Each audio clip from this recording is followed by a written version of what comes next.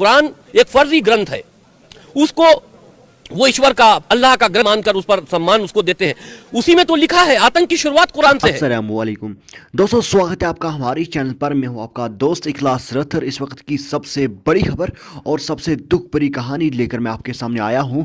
यानी बदबख्त वसीम रजवी ने आज इस्लाम को इनकार किया, अल्लाह को और अल्लाह के रसूल सल्लल्लाहु अलैहि वसल्लम को इनकार करके हिंदू मजहब में ज्वाइन किया। मजीद तफसीलात जानने के लिए वीडियो को लाइक करके आगे शेयर कर वसीम रजवी के बारे में आपकी क्या राय है नीचे जरूर कमेंट कीजिए और इस वीडियो को अंत तक देखिए। उसको देते हैं। उसी में तो लिखा है आतंक की शुरुआत कुरान से है। उसी में तो लिखा है कि सनातनी हो यानी कि गैर मुसलमानों जो मूर्ति पूजा करने वाले हो उनको काफिर समझो, मार दो। उसी के उद्देश्य से तो ये आप काम कर रहे हो। तो हमने यही तो बात कही थी, काफिर अल्फाज कुरान से हटा दो। नहीं सुना। हमने मोहम्मद के चरित्र पर किताब लिखकर बताया कि देखो मोहम्मद का चरित्र ये था, मोहम्मद चरित्रहीन थे, वो अल्लाह के रसूल नहीं है। तुम्हारे साथ में एक फ्रॉड हुआ है 1400 साल पहले। एक आतंकी संगठन बनाया था मोहम्मद ने जो अरब की रेगिस्तान में पनपा था, जो आज पूरी दुनिया में कायम है। तो हमने ये बताने की कोशिश की, लेकिन जब वो नहीं समझे, हमारे सर काटने पर उतारू हो गए, यती जी का सर काटने पर उतारू हो गए, हमारे ऊपर इनाम रखे जाने लगे, हर जुमे के खुतबे में हमारे खिलाफ इनाम बढ़ाए जाने लगे। तो फिर हमको जब निकाली दिया तो हम कहीं जाएं। हमको इंसानियत सनातन धर्म में लगी, हमने कबूल किया। इस्लाम के कट्टरपंथियों को चेतावनी देना चाहेंगे या अनुरोध करना चाहेंगे? अनुरोध किस बात का? चेतावनी है। अगर वो हम पर बुरी निगाह रखेंगे तो ये याद रखें कि वो अगर हमारे ऊपर तलवार लेके खड़े होंगे तो हम उससे बड़ा हौसला लेकर उन पर भी खड़े हो सकते हैं। और उस नाम से मुझे ऊर्जा मिली है। आज मैं इस मंदिर में हूँ, इस मंदिर की पवित्र स्थान से हमें ऊर्जा मिली है। और वो इस्लाम जो हमको बार बार निकाला करता था, हर बात पर निकाला करता था, जब निकाली दिया तो अब हम स्वतंत्र हैं। हम कहीं भी जाएं, जहां मोहब्बत मिलेगी, जहां हमें इंसानियत मिलेगी, हम वहां जाएंगे। हमने सनातन धर्म को इसलिए सुना कि ये दुनिया का सबसे, देखिए, पुराना धर्म है सनातन धर्म। और हिंदू समाज जो है हमारा, हिंदुस्तान में और दुनिया में कहीं कहीं भी रहने वाला, इनके साथ हमेशा जुल्म होता रहा है, भेदभाव होता रहा है। और वो हमेशा मुस्लिम समाज के लोग करते रहे हैं, गर्दनें काटते रहे हमेशा। आज भी हिंदुस्तान में हमारे घर जलाने की ख्वाब देखे जा रहे हैं, हिंदुस्तान को खंडित करने का ख्वाब देखा जा रहा है। ISIS जैसी संगठनें हिंदुओं का कत्ल-ए-आम करना चाहती हैं। और फिर भी आज भी हिंदू बेफिक्र है, उसको अपने काम काज, अपने घर व्यवहार से छुट्टी नहीं है। तो उनको बताना है, हम यही कहते कि तुम किसी से लड़ो, लेकिन तुमको अपनी रक्षा के लिए तैयार रहना चाहिए, तुमको अपने संविधान, अपनी इज्जत के लिए तैयार रहना चाहिए।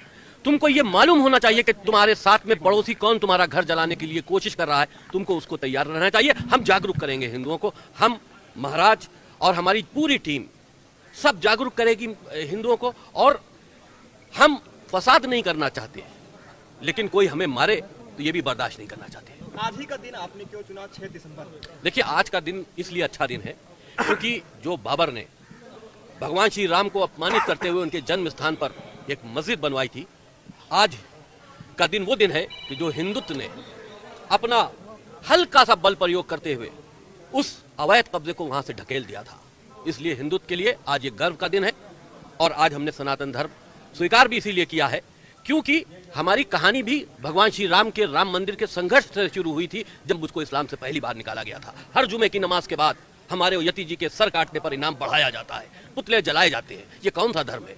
तुम किसी को जिंदा जला रहे हो। पाकिस्तान में आपने देखा है, श्रीलंका वाले को जिंदा जला दिया गया, सनातन धर्म का वो व्यक्ति था। तो तुम किसी को जिंदा जला रहे हो, तुम किसी का सर काटने पर इनाम रख रहे हो। तुम इंसान हो या भेड़िए हो? किस मजहब को मानते हो? तुम कहते हो इस्लाम एक शांति प्रिय मजहब है, शांति तो बताओ कहां पर है?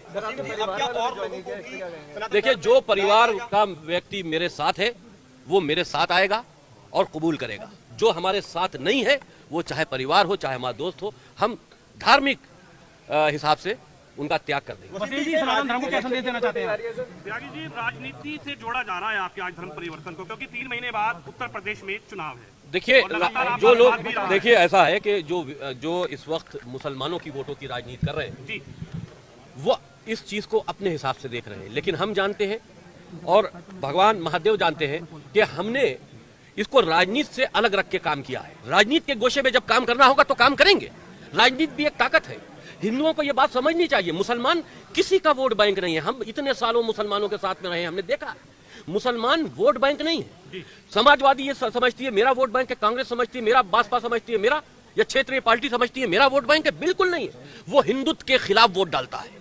जो कैंडिडेट हिंदुत्व का सपोर्टर होगा उसको हराने के लिए एक तरफा वोट डालता है। हिंदुओं को यह बात समझनी चाहिए कि तुम्हारी हार के लिए कोई वोट डाल रहा है तो तुमको भी एकजुट होना चाहिए, चाहे किसी के लिए हो, लेकिन एकजुट होना चाहिए। चाहेंगे आप? आगामी विधानसभा चुनाव में क्या आप भी मैदान में उतरने की तैयारी नहीं, कर रहे हैं? ऐसा कोई हमारा प्रोग्राम नहीं है। देखिए, हमारा एक संघर्ष है, हम एक फौजी की तरह शामिल हुए हैं। किसी संघ से जुड़ने का कोई प्रोग्राम है सर? देखिए, मैं सबका आदर सम्मान करता हूँ, आज से नहीं पहले से करता हूँ, चाहे वो संघ हो, चाहे विश्व हिंदू परिषद हो, और चाहे कोई महंत संत हो।